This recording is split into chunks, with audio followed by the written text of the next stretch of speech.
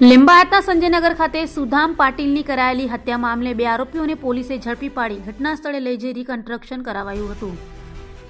સુરતના લીંબાયતના સંજયનગર ખાતે સુધામ પાટીલની હત્યા કરનારાઓને લીંબાયત પોલીસે મોડી રાતે ઝડપી પાડ્યા હતા। પોલીસે 2 આરોપીઓ બિપિન પ્રવીણ દેવરે અને રાજેશ બદાણીની ધરપકડ કરી હતી। તો ઝડપાયેલા આરોપી રાજેશની બહેનના મૃતક સુધામ પાટીલ સાથે આળા સંબંધ હોય, જેની અદાવતમાં છેલ્લા ઘણા સમયથી મૃતક અને આરોપી રાજેશ વચ્ચે ઝઘડો થયા કરતો હતો અને જે ઝઘડાની અદાવતમાં બંને આરોપીઓએ મૃતક સુધામની સરસ જાહેર હત્યા કરી નાખી હતી। તો આરોપીને ઝડપી કડકમાં કડક સજા મળે તે માટે લીંબાયત પોલીસ દ્વારા રિકન્સ્ટ્રક્શન કરાવાયું હતું। તો મૃતકના પરિવારના સભ્યો દ્વારા બેનર લઈ ફાંસીની સજાની માંગણી કરી હતી।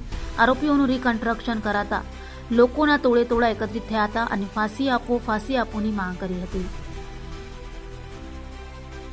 સુદામ હીરામણભાઈ પાટીલ નાઓનું 2 આરોપીઓએ મર્ડર કરેલું હતું, જે અનુસંધાને આજરોજ બંને આરોપીઓને ગુનાવાળી જગ્યાએ લાવી તેમનું રિકન્સ્ટ્રક્શન પંચનામું કરવામાં આવેલું છે। ચીફ મિનિસ્ટર શ્રી હર્ષ સંઘવી સાહેબ અને મહેરબાન પોલીસ કમિશનર શ્રી અનુપમસિંહ ગેહલોત સાહેબની સૂચના અને માર્ગદર્શન હેઠળ કોઈ પણ આરોપી છે તે જો કાયદામાં રહેશે તો ફાયદામાં રહેશે, તે અનુસંધાને કડકમાં કડક આરોપીઓને સંદેશ આપવામાં આવે છે, જો કાયદામાં રહેશે તો ફાયદામાં રહેશે।